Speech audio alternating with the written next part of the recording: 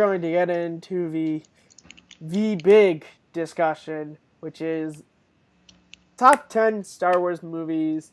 There are now 10 Star Wars films.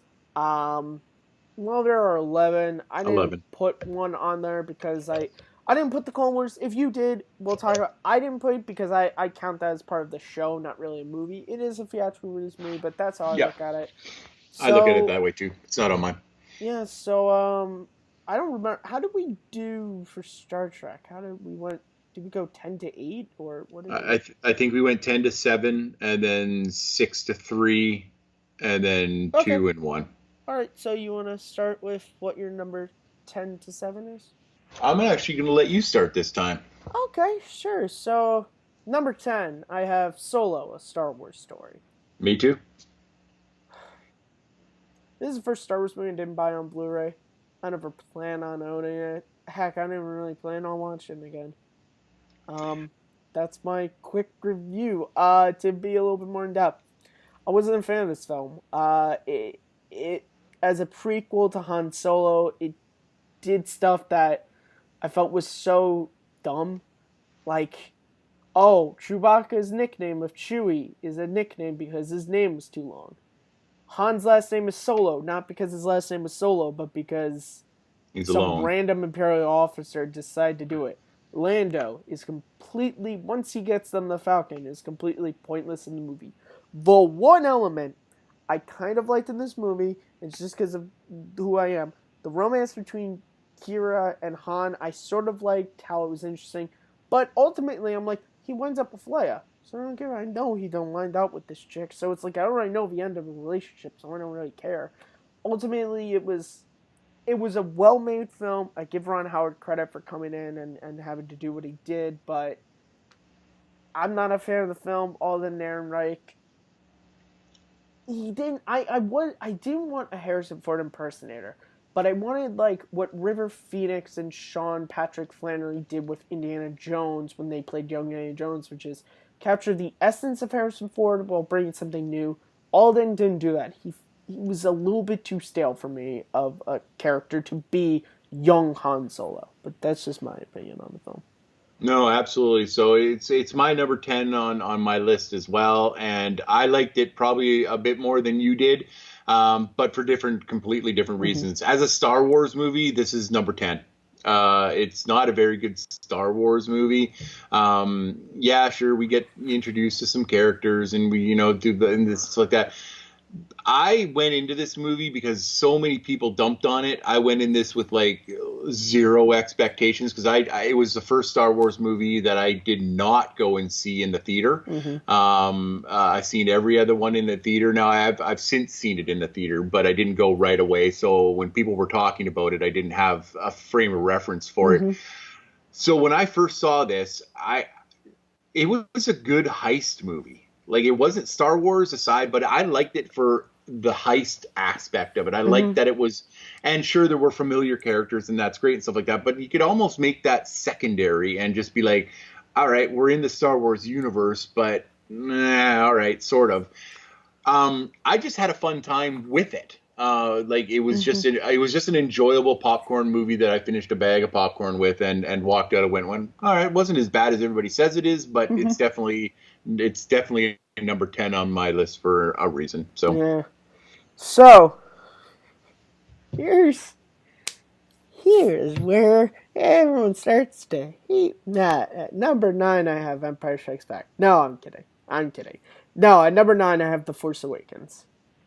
me too. Okay, let's just start it out. Hate us, people, hate us. Good, I can feel your anger growing from your That's right. keyboard. Listen. Do it. Do it. Diet A New Hope is not what I wanted. I know people hate when I say this, but that's what the movie is. It's Diet A New Hope. It's almost Diet Original Trilogy, if we're being honest. The things it did with the new characters, Rey was sort of interesting, but you don't really have much of an arc. Poe, interesting, didn't really have much of an arc. Not a fan of Finn whatsoever in the movies at all. Um, ultimately, I liked this movie a lot when it first came out, but upon rewatches, it just doesn't click with me as the continuing adventures of Star Wars. For me, it's just I don't know. It's just I can't quite articulate what it is when I watch or think about Force Awakens that it just doesn't click with me. I don't like what they did with Han and Luke. Leia is the only character from the original trilogy, and I'm okay with what they did with her because it made sense to her. Yeah, but that's just me. Sandy, what are your thoughts on Force Awakens? So I agree with you on most of the points you make. I do take Mark Ellis always says I don't mind if you say that it's similar to to A New Hope, but come up with reasons. All right, I will.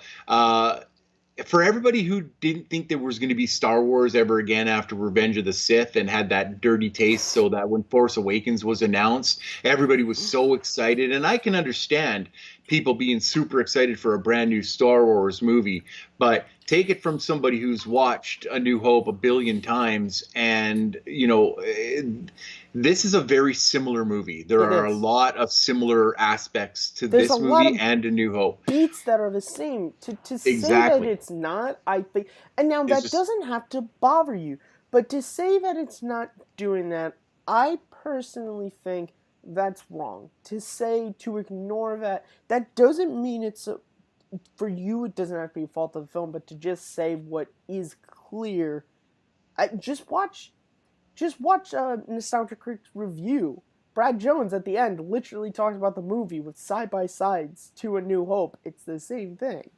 Everybody and like I agree with you almost to exactly what you said, but I will say this: everybody's opinion is everybody's opinion. Yeah. And if you truly believe in your heart of hearts that The Force Awakens has no similarities to A New Hope, I respect your opinion. I'm not even going to say that you're wrong.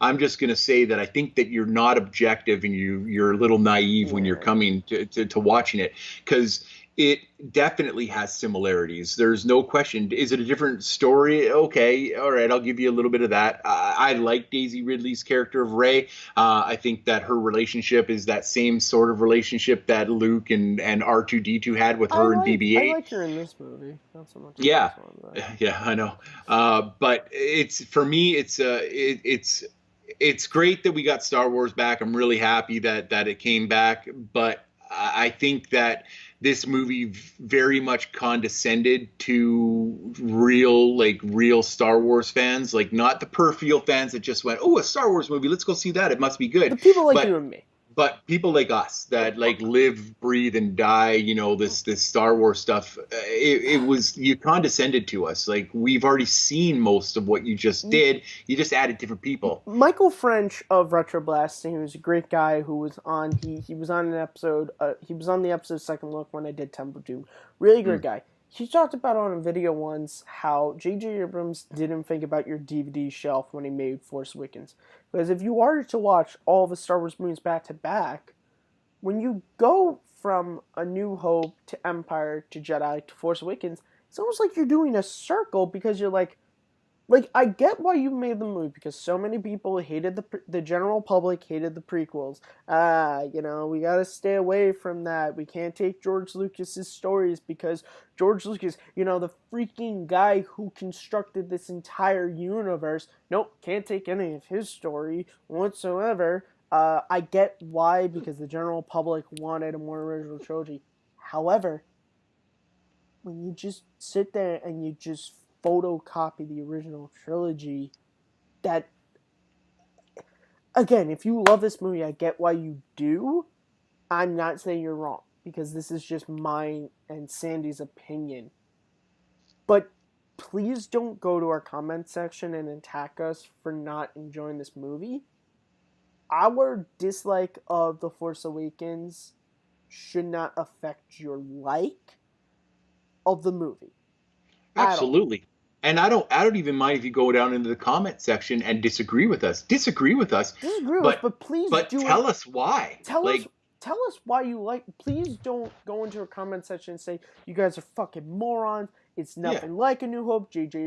Fuck George Lucas. Don't do that. If you want to have an intelligent conversation with us, we will gladly respond to you and be like, you brought up an interesting point. When it comes to the comparisons to A New Hope, I recognize, I will gladly sit here and discuss with you. I can promise you this, if you're someone in our comment section, I will not respond if you begin with, fuck you, you're wrong, Force Awakens is amazing. Not going to respond to you. Okay? Yeah, or if because of my opinions on other movies are a lot higher than maybe other people's, it is like Jeffrey Lebowski said, hey, that's just like your opinion, man. We are not the be-all, end-all of Star Wars rankings, nor are you. No one is. You rank your own movies, and film affects you how it does. Star Wars affects you how it does. Force Awakens just didn't affect us in the same way it did the general public. And I get why. Moving on to number 8, another film that did not affect me, The Last Jedi. Okay, that's a minor punt. Okay. So we're doing to 7, you said? Yeah. Okay, so at number 7, I have Attack of the Clones. Oh, that's a punt too. Okay, I'm glad to hear that. All right, so Sandy, your number 10 was Solo. Your number 9 was Force Awakens. So what is your number 8? So my number 8 is Rogue One, a Star Wars story. That is a huge punt. I knew it would be. That is a huge punt. What's your number 7? My number 7 is The Last Jedi. So it was just one. It was just one above yours.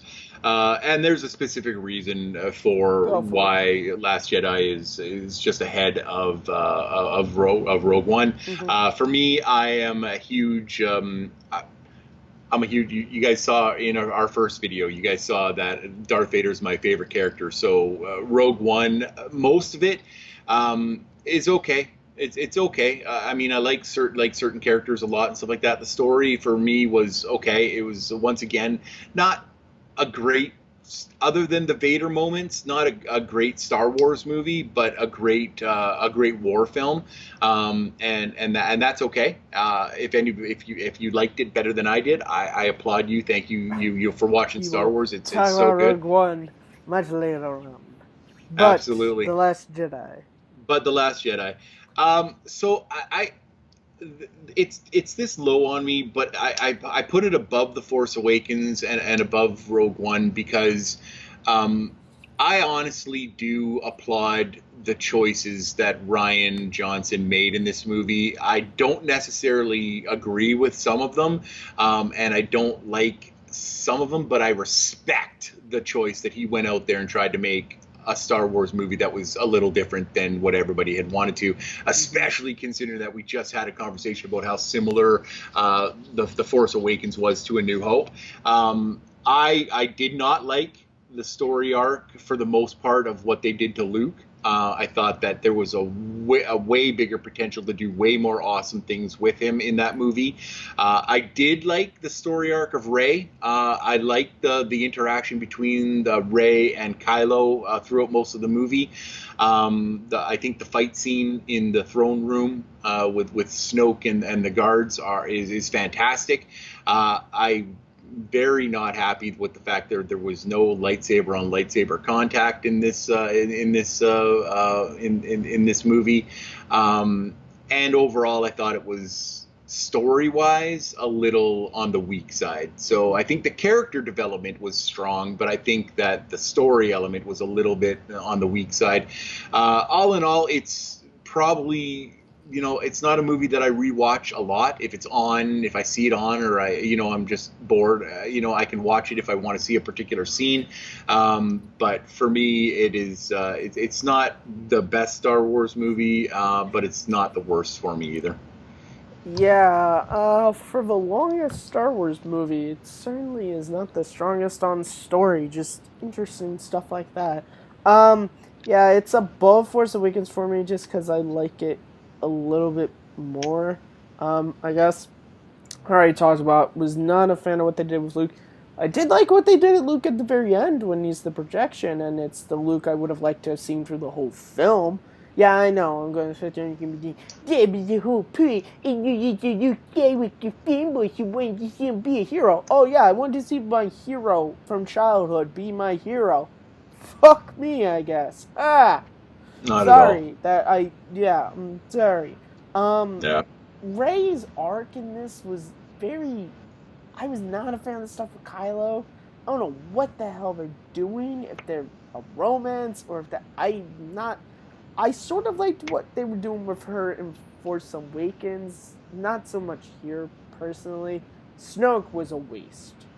Yeah. Snoke was just Well, and they built them up so much, and then to just end it like that's the that, it was just biggest like, what? issue is it just seems like they're say what you will about George Lucas when it comes to dialogue, whatever.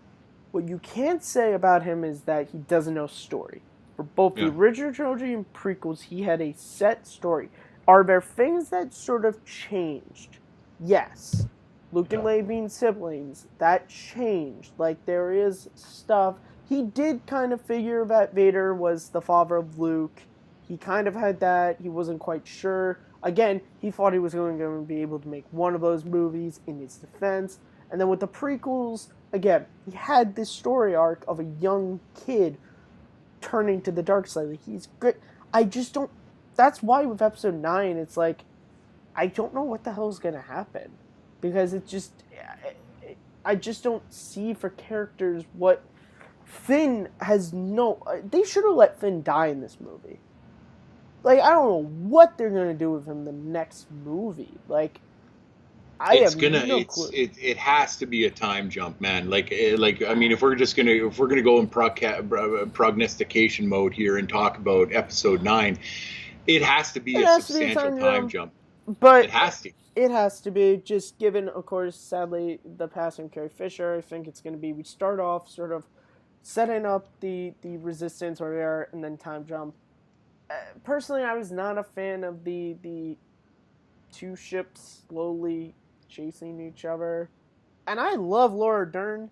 If we ever talk about Jurassic Park on here, Ellie Sattler is one of my favorite science fiction movie characters. She's fantastic. I love Laura Dern. Yeah, that was a weird freaking character. Like, at the end of the day, when I just like, there's a couple of moments. Again, like I said, I really like the moment when Luke's holo projection comes and he has the move Leia and he winks at 3PO and he wipes it off. Like, I like all that stuff, but it's just like, I'm not a fan of Kylo Ren as a villain. I'll say that. Nothing against Adam Driver. It's just like, overall, I just like this movie a little bit more than Force Awakens. But yeah. It's you're absolutely right. I mean, the whole Holdo story is so much more in the Leia book. You get so much more haven't read from the her. book. Yeah, so you That but actually, can I just it was time you yeah, out here for 1 second? I don't sure. read the books. Hmm. To the people who do, stop telling me that I need to read the books to get the whole movie, okay? Here's the thing. When you saw Star Wars in 1977, you didn't need to read the goddamn novelization to get the whole story. People telling me when I talk about how I don't like Han's character in Force Awakens because I don't feel like it makes sense that the character from Jedi would become that, they're all like, well, if you read the novelization, I don't think I need to read the freaking novel. Shouldn't the movie tell me that? And I'm sorry, I'm not trying to mean. I might even end up editing this part out because I'm just coming off like a dick, but No, but that's a fair comment. I mean, for people who are just, movie fans and go there and you know what? I don't have like I'm looking at the list of canon books right now and there's 900 million of them. I don't read them all. I read ones that I am interested in and do that. And even if they're not canon anymore, if I'm still interested, I go back and read them. But Heir to the Empire is still one of the greatest Star Wars stories it's ever written. For it's God's so sakes. so it's that whole trilogy is so great. It's such a great trilogy You ever read that's the never going to get comic book used. adaptation? It's freaking Yes, fantastic, it's so good. man. It's so good, but that's the whole thing is that you don't have to be a lover of the books in order to really appreciate the movies. You should be able to just walk into the movies and go, okay, that was a great movie based on its merits. And the fact Mm-hmm. that Holdo had such a really huge arc in the, in the Claudia Graves Leia Princess of Alderaan book should not affect whether or not you do a good job with the character in the movie. Mm-hmm. And I think that that was a wasted character. I think that she had a bigger potential to be something more in that movie, and it was not. And Mm-hmm. she, yeah, sure she did she go out in a blaze of glory? Absolutely, and I respect that, and that was great. But I think that character deserved more fleshing out, and it just didn't Yeah. happen. And I'm not going to get into the bullshit with Leia in space and her using the Yeah, Force, because whatever. guess what? The Force is the Force. You can use it any way you want. If that means you have to reach out with the Force and grab something so it can pull you in, then you can use it Yeah, in there. whatever. Doesn't really bother me. Doesn't really bother me either. So whatever. Last Jedi is the Last Yeah. Jedi. Let's hope that Episode 9 I'm fixes the crossing ship fingers. I'm and gets us crossing excited again. fingers that look, and that's the thing too. People, you need to realize, I didn't go into Solo line to hate it. I'm not gonna go into Episode 9. I want to like Star Wars. This is my favorite thing in this Absolutely. world. I hate that I don't love Force Awakens and The Last Jedi like I used to when they first came out. I was huge fans. It's only upon rewatching that I learned to not learn. That sounds wrong. That my opinions have changed with them. Yeah, But as again, as you grow and you watch things more often, I mean, I was excited for the first 25 minutes of The Force Awakens, and then slowly in the theater, I was sitting there going, "Hey, hold on a second." I mean, I still enjoyed the movie, don't get me wrong, but I was just mm-hmm. sitting back going, "Hey, hold on a bit." And so, yeah, like from right away, it was, yeah. So I mean, like what you want, guys. Like everybody gets to like what they want without any, like reprisals No from one us. can tell you that you're wrong Exactly. about your opinion. Exactly. But that's the same with us. You guys can have a conversation with us about what we like and why you think we should like it more, and that's fine. But the simple fact is this is where they landed on our list for us. So, All right. So that was your 10-7, yeah. or So Solo, okay. Force Awakens, Rogue One punted, and Last Jedi at 7. So Okay. So now I do my 6-4, or is yeah, that it? 6-4, six Okay, to three. 6-3. Okay. So Jesus. Um, number 6 I have Return of the Jedi. Small punt. Okay. At number 5 I have Revenge of the Sith. Oh, that is a massive punt. Okay. At number 4 I have The Phantom Menace. All right, we both have Phantom Menace at number 4. All right, let's talk about Phantom Menace. This movie is my favorite prequel. Awesome. I love this movie. Its story is so interesting when you really look at it. It starts off with Qui-Gon and Obi-Wan. They're kind of just doing a routine thing, but then they fall backwards into this really interesting political game that Palpatine's playing, and he's playing everyone. He's using the Jedi, and he's using Amidala, and it's so fantastic. Um, and it's just a great movie that I really just love to watch. Everything just builds to the next scene in a really it's so weird to explain. It's just a movie I love to watch. There's a real like first act, second act, third act structure to the movie. I like this stuff on Coruscant, the political stuff. I think because you clearly see how Palpatine took power. Just he's using Amidala. The stuff with Qui-Gon and Obi-Wan I love, and then it all just builds to the battle feed is just so fantastic. But the space battle, the Gunga battle, the ground battle, trying to take back the palace, it's all awesome. And then the end of the movie, I love the funeral scene for Qui-Gon. I think it's a fantastically shot scene. It's lit, and then you go into that great, similar to how A New Hope ends with the celebration, and the music is so good. It's one of John Williams' best scores for a Star Wars movie. It's just a movie that I love to just throw on like every now and again. It's just a fun journey to take. Is watching the Phantom Menace. Absolutely. I just like everybody has had the excitement for Force Awakens. The excitement level that I had for this movie was off the chain. When that first trailer came out, where you see the mist and the reeds and the Gungans slowly come through, Every saga has a beginning, and then you see, and then the last, Bum, ba-da-bum, ba-da-dum, and then you hear that breathing, that you see Anakin, the little boy Anakin, and you hear that breathing, and then it goes bam, and it goes like balls to the walls, all out and stuff like that. I love, you guys once again can come at me all you want in the things, but just do it respectfully and with reasons why. But I love the politicalness of this trilogy. I think that it's I great. think there has to be a story that brings us to the original trilogy, and this was the story that got us there. This was the reasons and how it had to happen in order for us to get A New Hope, Empire, and Return of the Jedi, and Force Awakens, and all of that. George Lucas always said that his basis for the Emperor was Adolf Hitler. Guys, I'm gonna let you know, if you've never really researched World War II, Hitler didn't take power by force. He did it politically. Yep. He was the Chancellor of Germany at first. Yep. He was charismatic. And Charismatic. then slowly he gained this political power and he turned it into dictatorship, and everyone just believed he has our best interests in mind. That's exactly what the Emperor does. That's exactly what Sidious does. He pulls the strings up. He goes, if I start this blockade on Naboo, that's going to get Amidala, and I send these two Jedi, that's going to get Amidala to me. And then I can use her because I know that Valorum's not going to believe her. And I can use her to call for a vote of no confidence. And then I'm the best to be chosen next. And it's all amazing when you watch that trilogy in whole. It's so good. And you can hate Jar Jar Binks all you want in this episode. He didn't bother me at all. He was he was kind of stupid. His jokes were kind of blah, but whatever and stuff. He was just a character.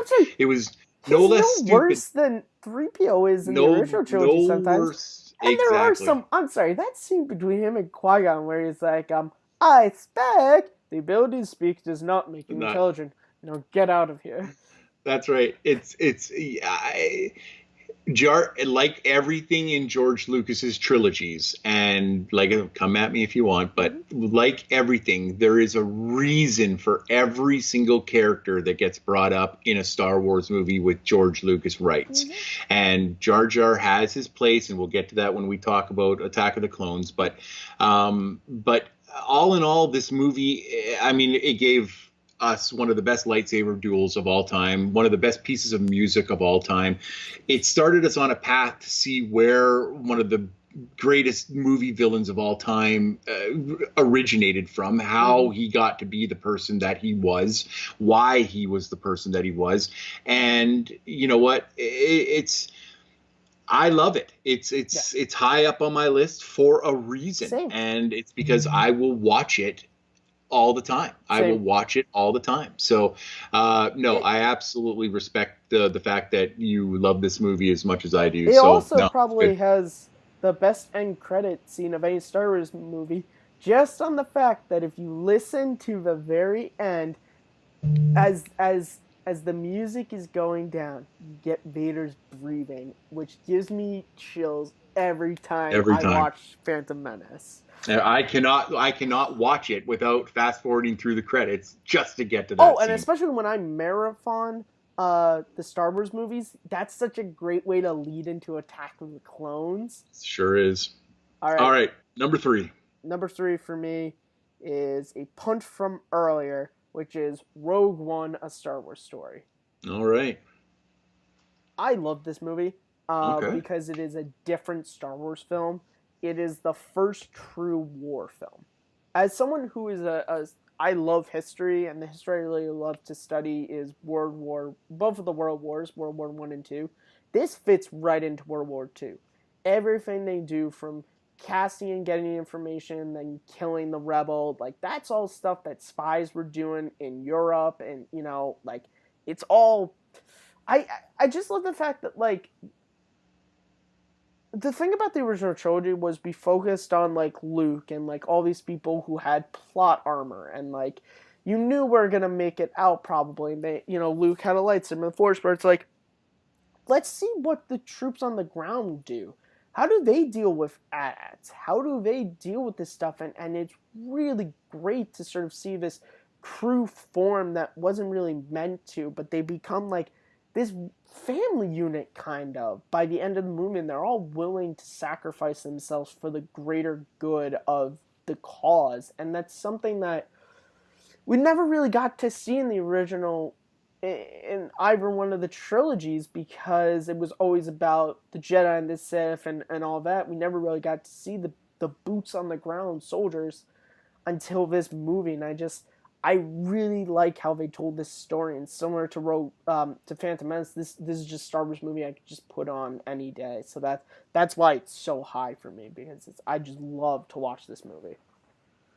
It is absolutely it's such a different Star Wars movie, and because it was the first Star Wars story that we got, it'll always hold a special place for me on this list.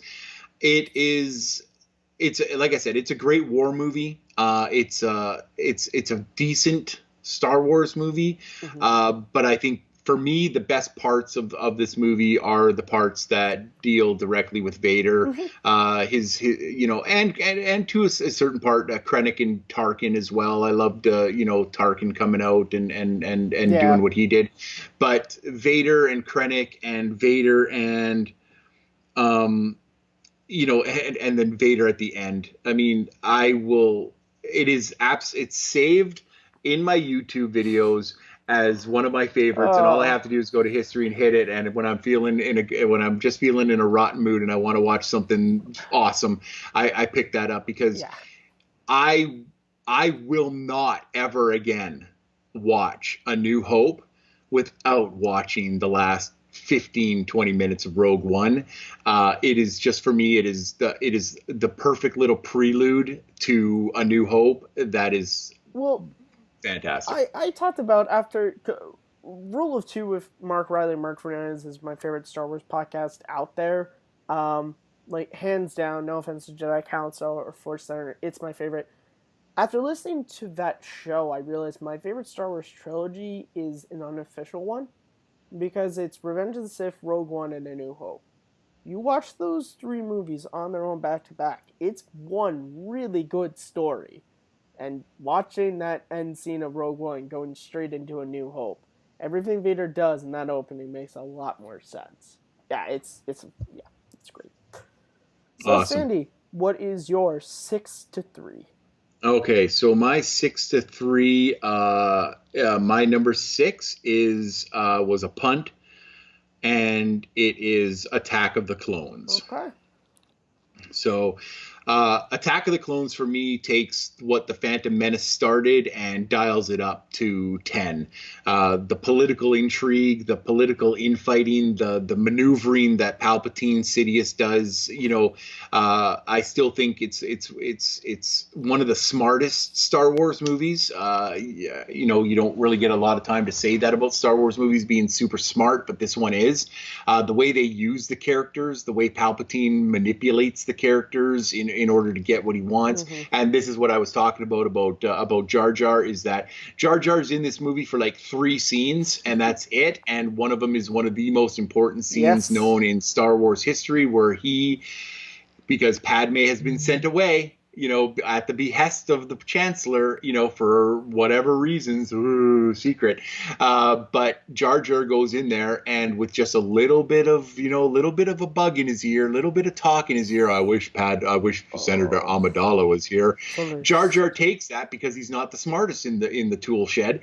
He comes out there and he's like, I want Chancellor Palpatine to have, supreme power, to help us form an army. And guess what?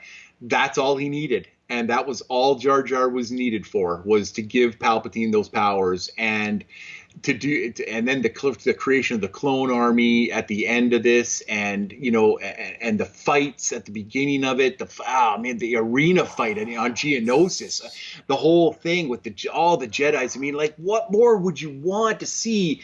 50 Jedis fighting bug creatures all over the place. It's so awesome. Jango Fett versus Jango Oh, Fett versus Mace Windu. Are you kidding me? In what reality do Obi-Wan we versus get this? Jango Fett. Obi-Wan versus Jango. It's so awesome. That scene, I mean, I know the CGI, okay, get away from the CGI and It stuff like was that, guys. 2002. 2002. The CGI work with the, like when Padme and Anakin are fighting in the mechanical section where Oh, I the love factory. that It's factory so scene. great. And Anakin is, he gets crap so much, like he loses his lightsaber at the beginning when they're chasing Sam Wessel. Obi-Wan's You gonna know, kill me. Obi-Wan gives it back to him. He's like, and how Just does fucking Obi-Wan with your catch life. it when he leaves? It's like that's awesome Jedi stuff right there that nobody Hmm. talks about. He's like Anakin loses his lightsaber and Obi-Wan just snatches it out of space. And and Anakin, that try not to lose this try not to again. lose this. I try, And then Master. just Obi-Wan's And gonna kill me. it's so good. And then he's in that scene where he's like fighting all these things and he's doing all this flipping around and stuff like that. And then he gets his lights. Oh, Obi-Wan's gonna be so Oh. mad at me. And he's like, and he loses his lightsaber. Yeah. And R2's. I mean, yeah. And if you guys want to talk shit about Jar Jar and how crappy he is, come on. C3PO's jokes and arc in that whole Geonosis thing is some of the worst joking I stuff still in that, laugh at it. and I still laugh at it. So I mean, exactly, that's why it is. But Oh. them going there, the death of the mother, the attack on the Tusken Raiders, and Anakin just going balls out and ape shit on these guys, and then coming back and breaking down in front of Padme. He's like, I killed them, So great. and not just the men, the women, the children. He eradicated them, and that was. And you hear Qui-Gon when he's doing it. Anakin, no, and because he's so close to the dark side at that point that he's in jeopardy of going Yeah. over. And the only thing that keeps him, I swear, the only thing that keeps him on the good path is his love for Padme. So, but for me, it's such a good movie, both story wise and action wise, that that's why it's 6 on my list. I know it's. I love this movie. I love the relationship between Padme and Anakin. I love it. Yeah, is there some of the dialogue a little quirky? Sure. There was a lot of quirky dialogue in the original trilogy. I don't care. I still like that relationship. That moment when they're in the arena duel, and Anakin's just like, "You call this a diplomatic solution?" She goes, "No, I call it aggressive negotiation." And they just that smile they Smile give at each each other other. is so Yep. great. And you're right. Oh man, Anakin's story in this is so good, and just we talked about it already, but just the Geonosian arena duel. Christopher Lee as Count Dooku is that scene between him and Obi-Wan is so great, where he's not quite evil yet. He's trying to, and then just like at the end you realize, oh, you are the villain, when it's just like, without your cooperation, securing your freedom might be difficult. And you're like, you mother you son of effer. And I love the beginning part of the Geonosian duel when they don't have their lightsabers and they're just Anakin's trying to take over the Reek, and Obi-Wan's got the spear with the acolyte, he throws it, and then the acolyte just snaps it with its mouth.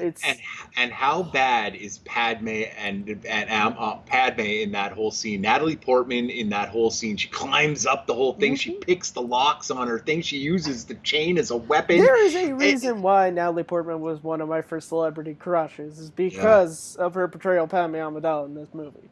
She's awesome. great in this movie. So yeah, no, absolutely. It's we could literally make an episode just talk about this episode so much. It's so good. So absolutely.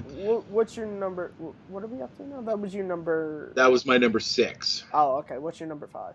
My number 5 might be a punt. It is Return of the Jedi. That's not a punt because that's my number 6. Okay, perfect. Your punt. That was my punt. That's right. That was your punt. Okay. That's right. Okay, so Return to the Jedi it's in my top 5 because it's great. It's just a great movie. It's got everything you want into it. It's got a rescue at the beginning with Luke and the whole group going to Jabba's palace. So we're back on Tatooine. The whole interaction between Leia and Luke, or Leia and Han, and Leia and Jabba, and Luke and Han and Chewie and Lando. It's and the barge battle. I mean, we were talking, and the barge battle. I mean, that's one of my favorite Star Wars moments of all time, when you see Luke just do that to R2. Yep. And then he just jumps off the thing, bounces up, back off, it does a flip, hands out his heart, and we get the green lightsaber for the first time, and you're just like, oh, and then he just goes and like waylays everybody. We get to see Boba Fett, once again, and meet his demise. But and then you move on from that. He goes back to Dagobah, so we see Master Yoda passing away, but only after he confirms that that Vader is Luke's father. He kind of laughs when Luke says, so I am a Jedi, and he's like,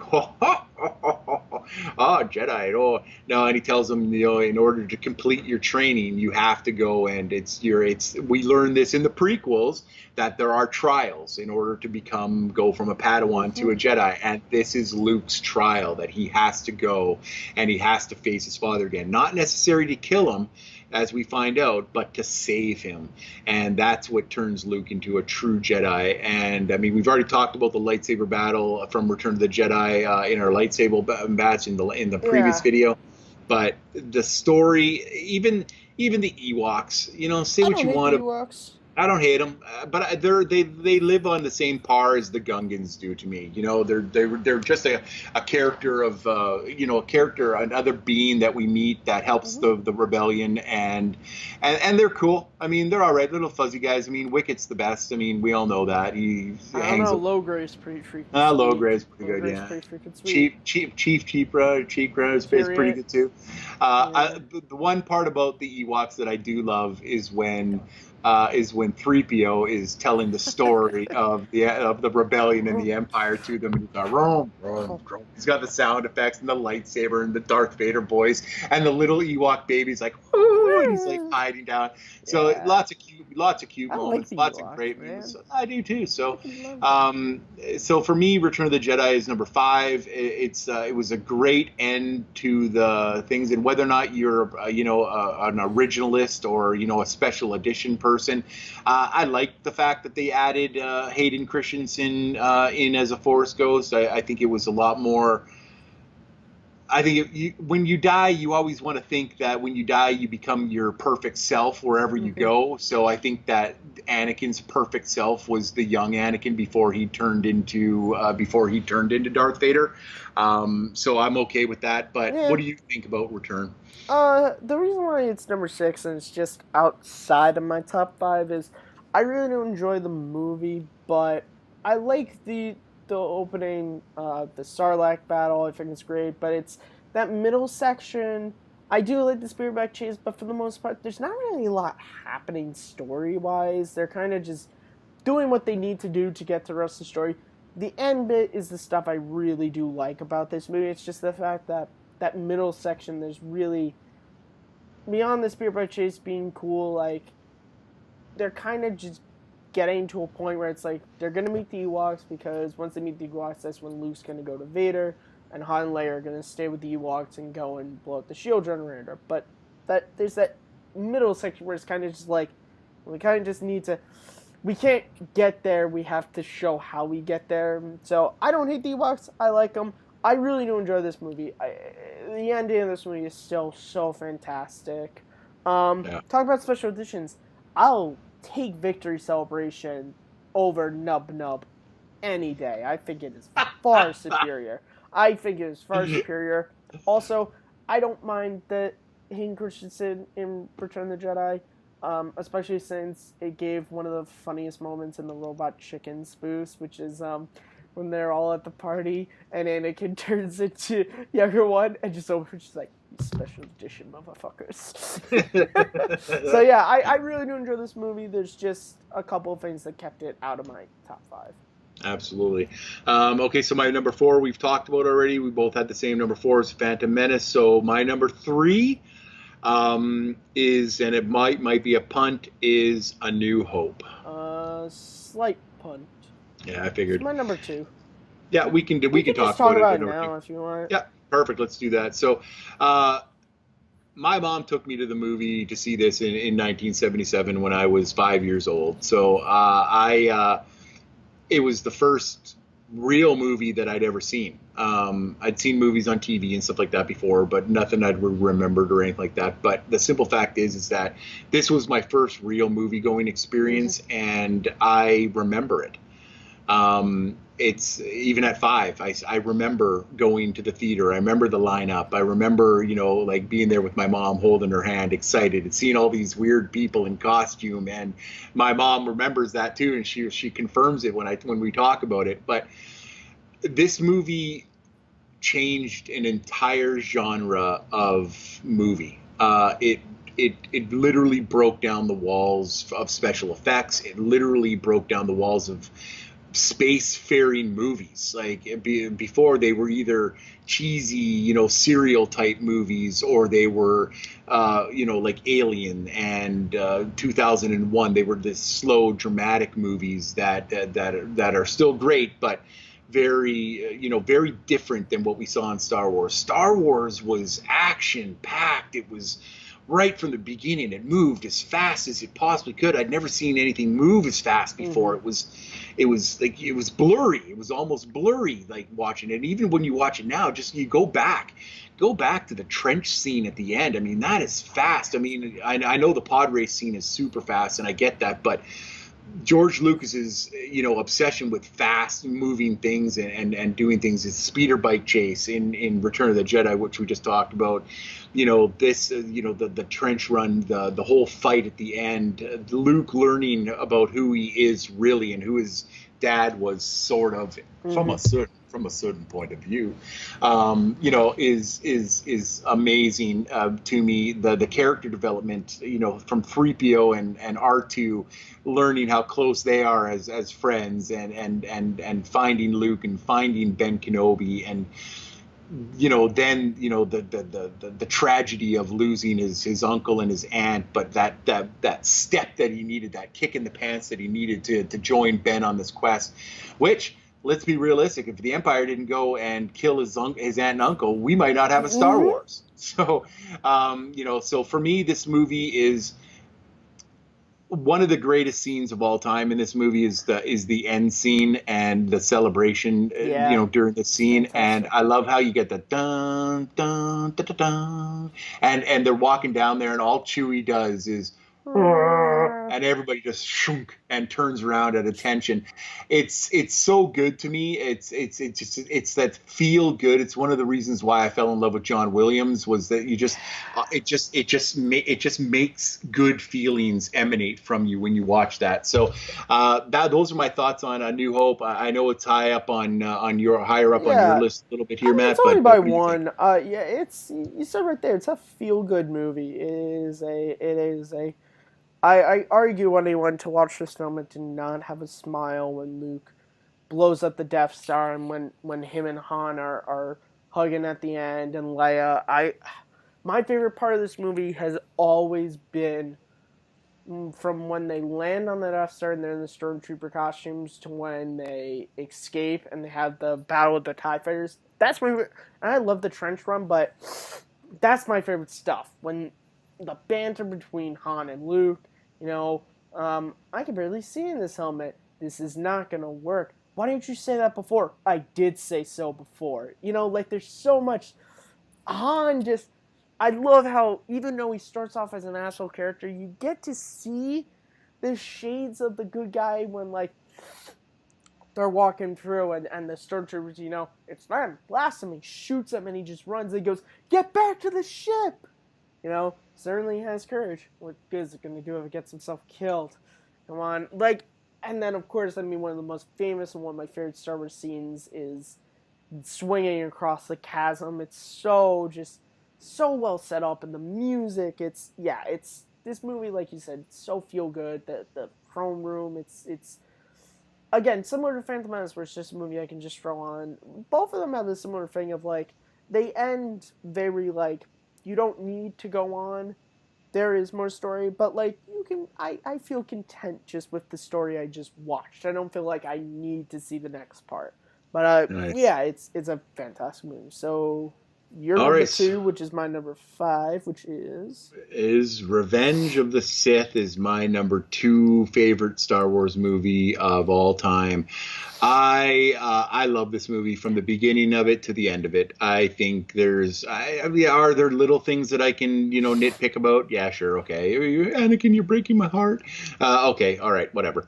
But everything about this movie is great, from the beginning opening sequences where they're flying and they're fighting the buzz droids, to getting on Grievous's ship, to you getting captured and then fighting Grievous and getting him, to saving the Chancellor, fighting Dooku, to going back to crash landing on Coruscant with the Chancellor, and then we see the love affair with Padme, and she announces to him that that she's pregnant with a baby, and how much he loves her, and then we see the despair of Anakin when Palpatine wants him on the council.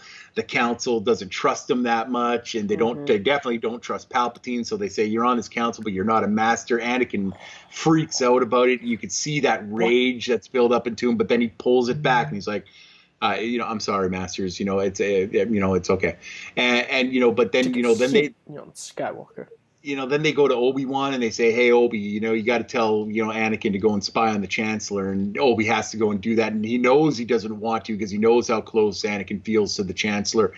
And then that degradation of what the Jedi used to mean to Anakin to what they are now, and how it's making his turn easier for him because he's disillusioning himself from the Jedi, and they're not doing what he thinks the Jedi should be about. To his eventual fall, and say whatever you want, but one of the most disturbing but brutal scenes is the 501st infantry unit of clones, and Anakin going into the Jedi Temple and laying waste to everybody in there. And it's like with that scene, like I get welled up when I see him when he's like, Master Skywalker, they're everywhere. What can we do? And you just see Anakin sort of like, you can start to see him sort of not like being emotional about it too, but he just turns that lightsaber on and does what has to be done.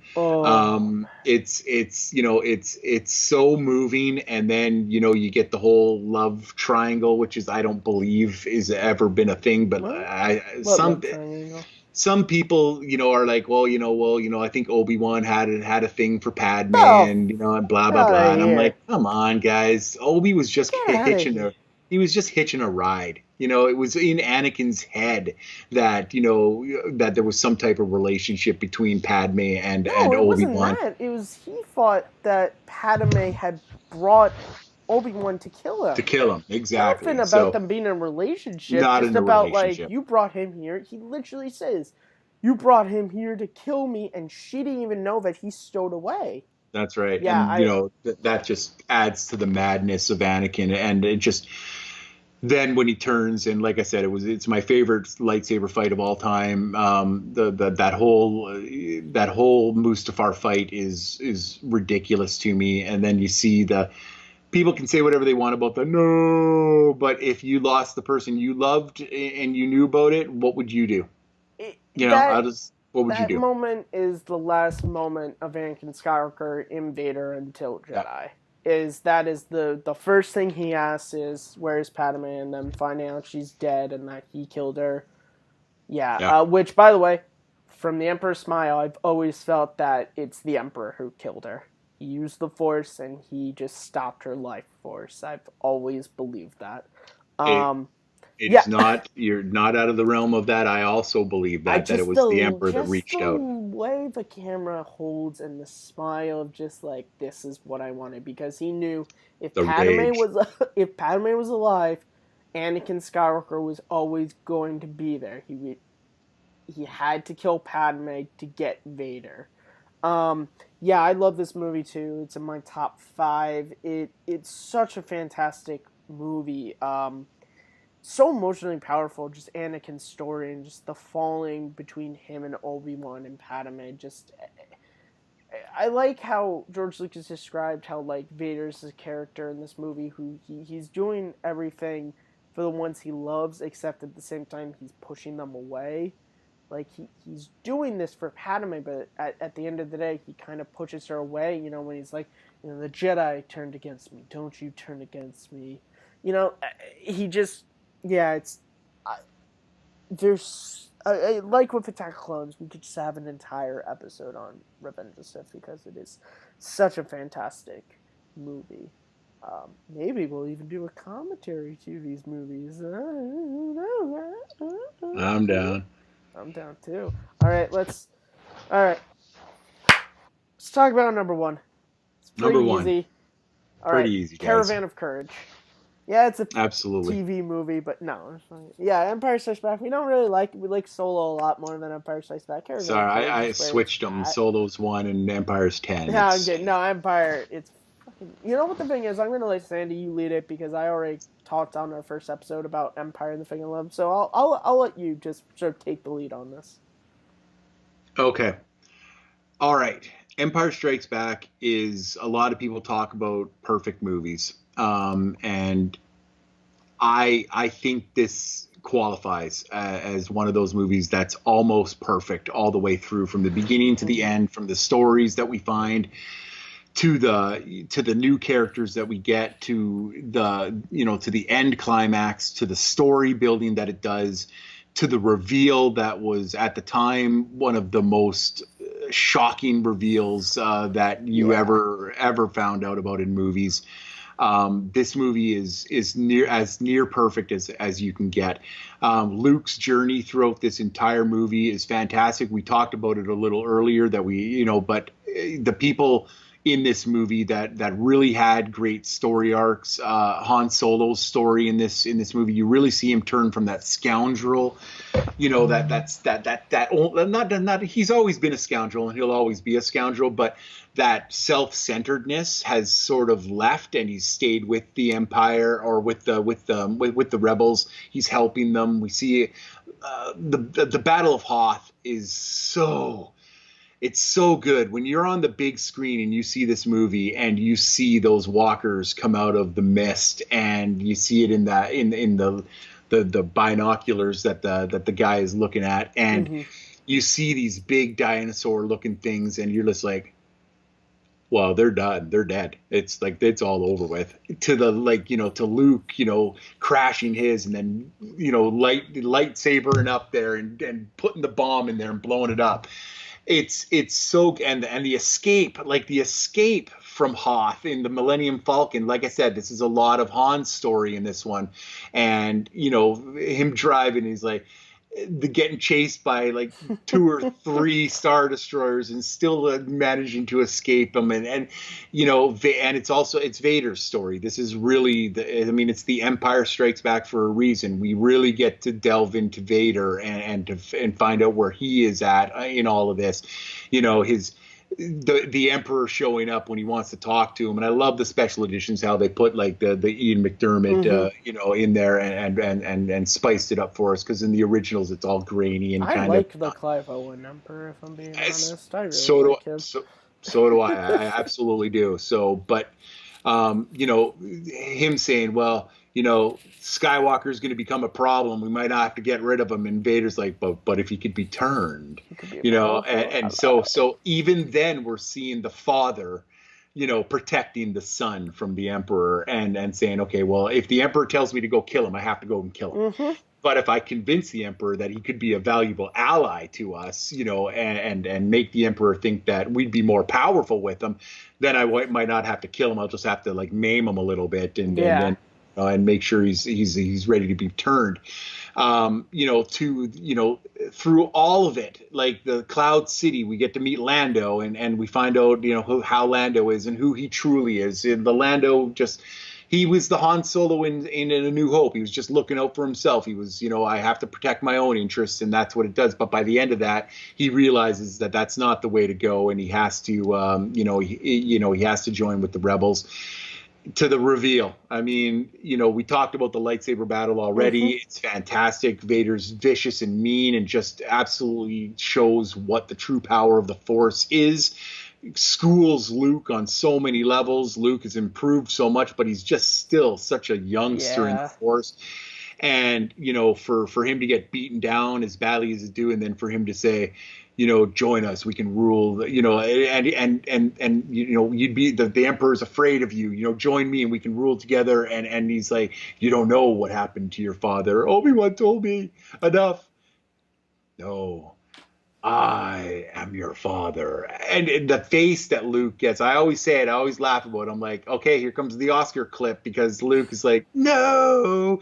And that pure emotion that he has, because you got to remember, during the filming of this, George Lucas, Mark Hamill, James Earl Jones, and Irvin Lawrence Kershner. and Irvin Kershner were the only four people that knew that it was, because he said, if you go back and you look at the special features,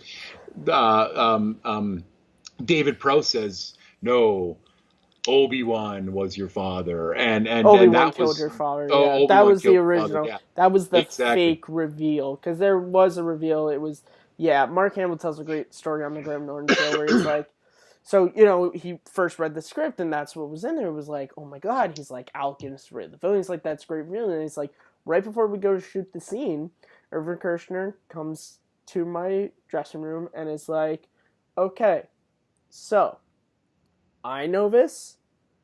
George knows this, and you know it. So if it gets out, we'll know that you told someone. Yep. Yeah. This movie is fantastic. I already talked about it in the first episode. It's my favorite film of all time. It's such a great Star Wars movie. It encompasses everything about the other Star Wars films that I love. It does it so well. I've gone on record so many times about this film. That's why I'm not really going into it, because it's Empire Strikes Back. What more can you say than that? It's freaking fantastic. it's I mean, it's such, it's like I said, it's a near perfect movie. Yes. There's, like we haven't even talked about like the Dagobah scene. I mean, how Yoda tricks him and that whole like thing with, There's so much we could talk about. so much about this thing. But Like you said, I think that we're running long as it is. we might have to do this as a series to watch We along might just and do have to this. do But a commentary series on all the Star Wars. Well, all the Star Wars films that we want. The first 6. yeah, And so that's our list. that's our Real list, fast, guys. run through your top 10 movies, just because I know with this one more so than the other ones, there's a lot of punting. So just so Sure. everyone is clear, Sandy, what's your top 10 list from 10 to 1? All right, so my top 10, with number 10, Solo, a Star Wars story. Number 9, The Force Awakens. Number 8, Rogue One, a Star Wars story. Number 7, The Last Jedi. Number 6, Attack of the Clones. Number 5, Return of the Jedi. Number 4, The Phantom Menace. Number 3, A New Hope. Number 4, Revenge of the Sith. Number 2, Revenge of the Sith. And number 1 is The Empire Strikes Back. And my list is at number 10, Solo, a Star Wars story. Number 9, The Force Awakens. Number 8, The Last Jedi. Number 7, Attack of the Clones. Number 6, Return of the Jedi. Number 5, Revenge of the Sith. Number 4, The Phantom Menace. Number 3, Rogue One. Number 2, A New Hope. And number 1, The Empire Strikes Back. Boyo! That Nice. was a lot. That was a lot, but that was also a lot of fun. Ton of fun, man. There are very few people on this planet that I would sit down and talk for 2, 3, 4, 5 hours about Star Wars. But if there was anybody that I could do it with, it's you, my brother. You and me. You and me, buddy. We're gonna keep doing this stuff. Yeah, So I honestly listen, and I'm being perfectly honest. Me and Sandy have been talking about doing in the off season, kind of. I think we're only gonna upload maybe 1 or 2 episodes in December. We were thinking about during the off season. If you guys want us to do audio commentaries for all 6 of the Star Wars movies, let us know. more than happy to do it. You know, I'll gladly do that. Just get on a hangout call and just record it, and just, you know, if you guys want us to do that, go right ahead. And I know you guys are watching because I check our views and we're between like 70, you know, between 40 and 70 views for both of our vids. So, you know what? Leave some comments for us if you guys want to. If you guys want to see a show, let us know and we'll let you guys do it. If you want us to put that out there, if you, especially after this episode, if you want, man, I would really like to hear more about them talk about Attack of the Clones. If you want us to do a whole audio commentary, we'll gladly do it. You know, might be really hard. We might not be able to do it for all. Just if you want to do it, then we'll maybe talk logistics. But Sandy, where can the good people find you online? Well, you know what, guys? You can always find me here every Saturday with my co-host, Matt Kearns with Rhyme and Reason. You can also see me every Thursday live with Take 3 on Late Night with Take 3.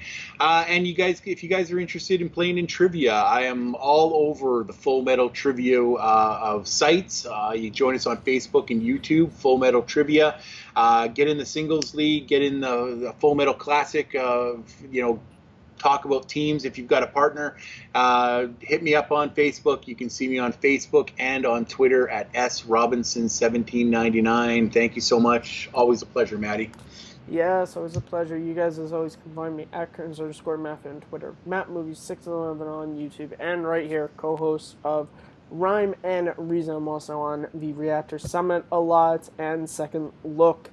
This was a lot of fun. I hope you guys enjoyed this. Please like this video, comment, share it around. Word of mouth helps this show. It also helps Take 3. Also, if you want to get in on the conversation with us, you can join our Facebook group, Take 3 Productions. You can also follow Take 3 on Twitter and Instagram at Take 3 Video. Thank you guys so much for watching. Till next time, take care.